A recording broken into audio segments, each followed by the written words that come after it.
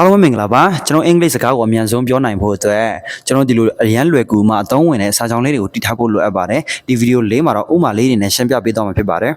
ကျွန်တော်ပထမဦးဆုံးတစ်ခုဖြစ်တဲ့လှုပ်တော့မလို့လှုပ်ခါနီးပြီဆိုတဲ့စာကြောင်းလေးကိုတော့ be about to do something နဲ့တုံးလို့ရပါတယ်ကျွန်တော်မှကြည့်မယ်ဆိုရင် the train is about to depart ရထားကထွက်တော့မယ်ထွက်ခါနီးပြီဆိုတဲ့အဓိပ္ပာယ်လေးပဲဖြစ်ပါတယ် I'm about to propose my crush tomorrowငါမနေ့ပြန် crush လေးကိုဖွင့်ပြောတော့မယ်ဆိုတဲ့စာကြောင်းလေးပဲဖြစ်ပါတယ်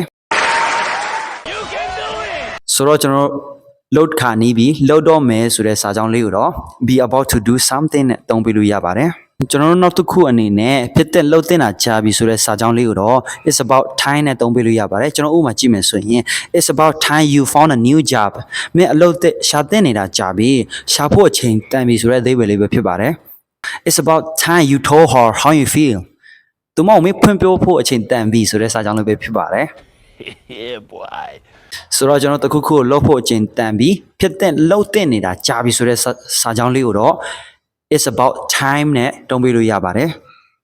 ကျွန်တော်ခုဖြစ်တဲ့တခုခုဖြစ်သွားရင်ဘယ်လိုလုပ်မလဲဆိုတဲ့စာကြောင်းလေးကိုတော့ what if နဲ့တုံးပြလို့ရပါတယ်ကျွန်တော်ဥပမာကြည့်မယ်ဆိုရင် what if it rains tomorrow မနေ့ပြန်မိုးရွာလို့ရှိရင်ဘယ်လိုလုပ်မလဲ what if she reject me အကေးသူငါ့ကိုညှင်းခဲ့လို့ရှိရင်ဘယ်လိုလုပ်မလဲဆိုတော့တခုခုဖြစ်သွားခဲ့လို့ရှိရင်ဘယ်လိုလုပ်မလဲဆိုရင်တော့ကျွန်တော် what if ဆိုတဲ့စကားလုံးလေးနဲ့တုံးပြလို့ရပါတယ်ကျွန်တော်နောက်ဆုံးတစ်ခုအနေနဲ့မီးစင်ကြီးကကြတော့ဘောဆိုတဲ့စာကြောင်းလေးကိုတော့ let's play it by ear let's play by ear ဆိုမှတုံးပြလို့ရပါတယ်ကျွန်တော်ဥပမာကြည့်မယ်ဆိုရင် the weather might change so let's play by ear for a picnic ဆိုရာဒီဝူဒူကတော့ပြောင်းလဲနိုင်တယ်ဆိုတော့ကျွန်တော်တို့ရဲ့ပျော်ပွဲစားကိုအချိန်ကြီးမှမီးစင်ကြီးကကြတာဘောဆိုတဲ့အသေးပဲလေးပဲဖြစ်ပါတယ်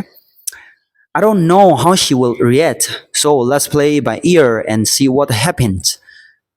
သူမဘလို့ပြန်ပေးမလဲမသိဘူးသူမဘလို့အဖြစ်ပေးမလဲမသိဘူးအဲ့တော့အချိန်ကြီးမှငါတို့လှူရှားကြတာပေါ့မိစီကြီးကကြတာပေါ့ဆိုတဲ့အသေးပဲလေးပဲဖြစ်ပါတယ်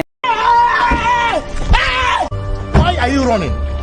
Why are you running? ဆိုတော့တခုခုကိုမီစီကြီးကကြတော့ဘောဆိုတဲ့စာကြောင်းလေးကိုတော့ let's play it by ear ဆိုမှတုံးပြလို့ရပါတယ်ဆိုတော့ဒီဗီဒီယိုကိုနားလည်မှလို့ထင်ပါတယ်ဒီတက်ကောင်းတဲ့ဗီဒီယိုကျွန်တော်ကြိုးစားမှတင်ဆက်ပေးမှာဖြစ်တဲ့အတွက်ဒီ channel လေးကို subscribe လုပ်ထားပေးပါအားလုံးကျေးဇူးတင်ပါတယ်